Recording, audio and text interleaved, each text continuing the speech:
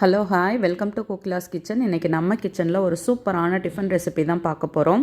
ஆலு பராத்தா. ஏற்கனவே நம்ம சேனலில் ஆலு பராத்தா ரெசிபி போட்டிருக்கேன். இதில் ஒன்றும் பெரிய வித்தியாசம்லாம் எதுவும் கிடையாது. உள்ளே வைக்கிற ஸ்டஃபிங் வந்து நம்ம கொஞ்சம் கொஞ்சம் வேரியேஷன் பண்ணி செஞ்சோம்னா டேஸ்ட் வந்து ரொம்பவே சூப்பராக இருக்கும். நான் ஏற்கனவே செஞ்சுருக்கிறது வந்து ரொம்ப நார்மலாக இருக்கிற மாதிரி தான் செஞ்சுருக்கேன். ஸோ இதில் வந்துட்டு மசாலா வந்து வேறு மாதிரி செஞ்சு ஸ்டஃப் பண்ணி ஆலு பராத்தா போட்டிருக்கேன். அதுதான் இன்றைக்கி நம்ம எப்படி செய்ய போகிறோம் அப்படின்றத பார்க்க போகிறோம். வாங்க எப்படி பண்ணுறதுன்னு பார்க்கலாம். இப்போது அடுப்பில் குக்கர் வச்சுட்டு தேவையான அளவு தண்ணி எடுத்துக்கலாம். நான் வந்துட்டு இப்போ ஒரு 3 உருளைக்கிழங்க இதில் வந்து கட் பண்ணி சேர்த்துருக்கேன். இது கூட நம்ம வந்து கொஞ்சமாக உப்பு சேர்த்து இதை வந்து ஒரு 4-5 விசில் விட்டு நல்லா வேக வச்சு எடுத்துக்கலாம். இதை வந்து நல்லா மசிஞ்சு வேகணும். அப்போ தான் வந்து ஸ்டஃபிங் வச்சு நம்ம இழைக்கும் பொழுது நமக்கு டிஸ்டர்பன்ஸ் இல்லாத இருக்கும். இப்போது ஸ்டீம் எல்லாம் அடங்கியாச்சு. நம்ம வந்து ஓப்பன் பண்ணி பார்க்கலாம். இங்கே பாருங்கள், சூப்பராக வெந்துடுச்சு. இப்போது உருளைக்கிழங்க நம்ம வந்து தனியாக எடுத்துட்டு அதோட தோலெல்லாம் உரித்து எடுத்துட்டு ஒரு பாத்திரத்தில் வச்சுக்கலாம். இப்போ இதை வந்து நல்லா மசிச்சு விட்டுடணும். இதை மாதிரி ஏதாவது நம்ம மத்து இல்லைன்னா மேஷர் வச்சு நல்லா மசிச்சு எடுத்துடணும். இப்போது அது தனியாக ரெடி பண்ணி எடுத்து வச்சாச்சு. அடுத்து நம்ம வழக்கமாக சப்பாத்தி எப்படி செய்வோமோ அதே மாதிரி தான். இப்போ வந்து நம்ம ஒரு 2 கரண்டி அளவு சப்பாத்தி மாவு எடுத்துட்டு கொஞ்சமாக உப்பு சேர்த்து இதை வந்துட்டு பால் இல்லைன்னா வந்துட்டு சுடு தண்ணி எது வேணாலும் நமக்கு என்ன தேவையோ அது மாதிரி போட்டு செஞ்சுக்கோங்க. நான் இந்த மெத்தடில் தான் செய்வேன். எனக்கு வந்து சப்பாத்தி நல்லா சாஃப்டாக வரும். இந்த ஆலு பராத்தாவுக்கு சப்பாத்தி வந்து நல்லா சாஃப்டாக இருக்கணும். அப்போ தான் வந்து உங்களுக்கு டேஸ்ட்டாக இருக்கும். இப்போ பாருங்கள், இது மேலே வந்து இன்னும் ஒரு ஸ்பூன் அளவு ஆயில் போட்டு நம்ம நல்லா மிக்ஸ் பண்ணி எடுத்து வச்சிடலாம். பொதுவாகவே இங்கே கிடைக்கக்கூடிய கோதுமை மாவு வந்து நல்லா சாஃப்டாக இருக்கும். சப்பாத்தி நம்ம அடிஷ்னலாக எது சேர்க்கணுன்னு அவசியமே இருக்காது. ரொம்பவே சாஃப்டாக இருக்கும் இந்த மாவு. இப்போது அது ரெடி பண்ணி எடுத்தாச்சு. அடுத்த மசாலாவை நம்ம ரெடி பண்ணிடலாம். இப்போ பாருங்கள், அடுப்பில் வானல் வச்சுட்டு 1 ஸ்பூன் அளவு எண்ணெய் சேர்த்துக்கலாம். கொஞ்சமாக சீரகம் போட்டு பொரிஞ்சதும் 1/2 ஸ்பூன் அளவு தனியாக சேர்த்துக்கலாம். அதுவும் நல்லா பொரிஞ்சதுக்கப்புறம் நம்ம வந்து வெங்காயத்தால் ஸ்ப்ரிங் ஆனியன் கட் பண்ணி வச்சுருக்கோம், அதை வந்து இது கூட சேர்த்துக்கலாம். சேர்த்துட்டு அடுத்து பச்சை மிளகாய் நம்ம காரத்துக்கு எவ்வளோ தேவையோ அதுக்கு தகுந்த மாதிரி பச்சை மிளகாவை போட்டு நல்லா வதக்கிக்கலாம். வதக்கினதுக்கப்புறம் இப்போ வந்து நம்ம 1 ஸ்பூன் அளவு சில்லி ஃப்ளேக்ஸ் போட்டுக்கலாம். போட்டுட்டு இதை வந்து நல்லா மிக்ஸ் பண்ணிக்கலாம். இது கூட இப்போ நம்ம வந்து மிளகுத்தூள் தான் சேர்த்துருக்கேன். சேர்த்துட்டு கொஞ்சமாக கருஞ்சீரகம் இதெல்லாம் சேர்த்ததுக்கப்புறம் இதுக்கு தேவையான அளவு உப்பு சேர்த்துக்கலாம். ஆல்ரெடி நம்ம வந்து உருளைக்கிழங்குலையும் கொஞ்சம் உப்பு சேர்த்துருக்கோம். ஸோ மசாலாவில் திட்டமாக பார்த்து சேர்த்துக்கோங்க, ஜாஸ்தி சேர்த்துற வேண்டாம். இப்போ இதெல்லாம் சேர்த்து நல்லா மிக்ஸ் பண்ணதுக்கப்புறம் நம்ம வந்து மசிச்சு வச்சுருக்க உருளைக்கிழங்கு இதில் போட்டு நல்லா இதை வந்து மசாலாவோடு சேர்த்து நல்லா மிக்ஸ் பண்ணிக்கலாம். இப்போ பாருங்கள், இந்த மசாலா உருளைக்கிழங்கு எல்லாமே நல்லா மிக்ஸ் ஆகி அது வந்து டேஸ்ட்டு சூப்பராக இருக்கும். இதில் வந்து டிஃப்ரெண்ட்டாக நம்ம வந்து தனியா அதுக்கப்புறம் கருஞ்சீரகம் இதெல்லாம் போட்டிருக்கோம் பார்த்திங்களா, அது வந்து டேஸ்ட் ரொம்பவே சூப்பராக இருக்கும்.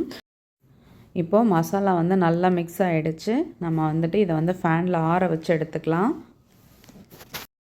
இப்போது மசாலாவும் ரெடி பண்ணியாச்சு. அடுத்து நம்ம வந்து சப்பாத்தி மாவும் ரெடி ஆகிடுச்சு. ஸோ வந்து நம்ம அடுத்து பராத்தா போட்டுற வேண்டிதான். இப்போ வந்துட்டு நல்ல ஒரு பெரிய உருண்டையாக சப்பாத்தி மாவை எடுத்துட்டு அதை வந்து நம்ம நல்லா ஃப்ளாட்டாக இது பண்ணிவிட்டு இந்த மாதிரி கப் மாதிரி செஞ்சுக்கணும். கொஞ்சமாக மாவு எடுத்து செஞ்சோம்னா உள்ளே வச்சுருக்க ஸ்டஃபிங் எல்லாம் வெளியில் வந்துடும். அதனால் ஓரளவுக்கு மாவு கொஞ்சம் ஜாஸ்தியாக எடுத்துகிட்டு நம்ம ஸ்டஃபிங்லாம் வச்சு செஞ்சோம்னா கரெக்டாக இருக்கும். இப்போ பாருங்கள், உள்ளே வந்துட்டு நம்ம வந்து ஸ்டஃபிங் வச்சாச்சு. அப்படியே இதை வந்து க்ளோஸ் பண்ண வேண்டிதான். ஒன்று மாவை மேலே எல்லாமே ஒன்று சேர்த்துட்டு அதை வந்து பேக் பண்ணி மேலே வர மாவை கிள்ளி எடுத்தாலும் ஓகே, இல்லாட்டி அப்படியே இதை இல்லை நம்ம வந்துட்டு அப்படியே இதை வந்து க்ளோஸ் பண்ணி ரவுண்ட் ஆக்கிட்டு அப்படியே நம்ம வந்து திருப்பி வச்சு அதை ஃப்ளாட் ஆக்கிட்டு அப்படியே நம்ம இழைக்க வேண்டியதான். வேறு ஒன்றும் வேலை எதுவும் கிடையாது. இங்கே பாருங்கள், இந்த மாதிரி இது எல்லாத்தையுமே ரெடி பண்ணிவிட்டு நம்ம அப்படியே டைட் பண்ணி விட்டுட்டோம்னா அது வந்து சரியாக இருக்கும். இந்த மாதிரி ரெடி பண்ணிவிட்டு லைட்டாக கொஞ்சம் மாவு தூவி நம்ம வந்து ரொம்ப போட்டு மெல்லிசாலாம் இழைக்கக்கூடாது. ஓரளவுக்கு இதை திக்காகவே நம்ம இழைச்சி எடுத்தோம்னா சூப்பராக வரும். இப்போ பாருங்கள், 2 பக்கமும் மாவு போட்டாச்சு. போட்டுட்டு பொறுமையாக இதை வந்து நம்ம இழைச்சி எடுத்துகிட்டு தோசைக்கல்லில் போட்டு எடுக்க வேண்டிதான். ஃபோர்ஸாக நம்ம வந்துட்டு அதுக்கு ப்ரெஷர் கொடுத்தோம்னா மசாலாலாம் வெளியில் வந்துடும், அப்புறம் நல்லாவே இருக்காது. நான் இந்த அளவுக்கு பொறுமையாக பண்ணும் பொழுதே அது லைட்டாக அங்கங்கே தெரிய ஆரம்பிச்சிடுச்சு. இங்கே பாருங்கள், போதும் இந்த அளவு. நம்ம தோசைக்கல்லில் போட்டு எடுத்துடலாம். இதை செய்யும் பொழுது நம்ம எண்ணெயில் செய்கிறத விட பட்டரில் செய்யும் பொழுது தான் டேஸ்ட் ரொம்ப சூப்பராக இருக்கும். அதனால் முடிஞ்ச வரைக்கும் நீங்கள் வந்து இதை வந்து பட்டர்லேயே செய்யுங்க. இப்போ வந்து நம்ம ஒரு 1/4 ஸ்பூன் அளவு பட்டர் போட்டுக்கலாம். போட்டுட்டு தோசைக்கல்லில் இப்போ 2 பக்கமும் சூடு பண்ணிவிட்டு அதுக்கப்புறம் கொஞ்சமாக பட்டர் தான் சேர்க்க போகிறேன். சேர்த்துட்டு நீங்கள் வந்து வழக்கமாக நம்ம எப்படி சுட்டு எடுப்போமோ அதே மாதிரி சுட்டு எடுத்துக்க வேண்டியதான்.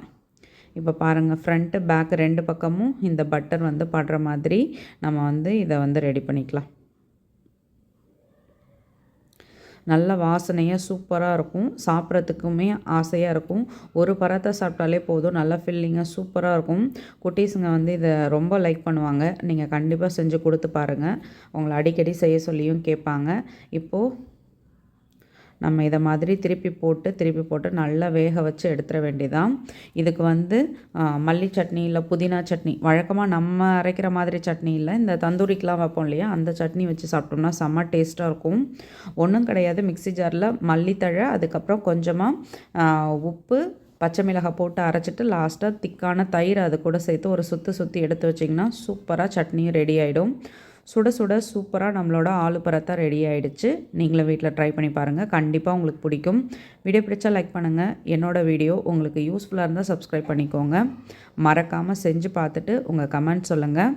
ஃப்ரெண்ட்ஸ் அண்ட் ஃபேமிலிக்கு ஷேர் பண்ணுங்கள். உங்கள் லவ் அண்ட் சப்போர்ட்டை கொடுத்துக்கிட்டே இருங்க. தேங்க்யூ.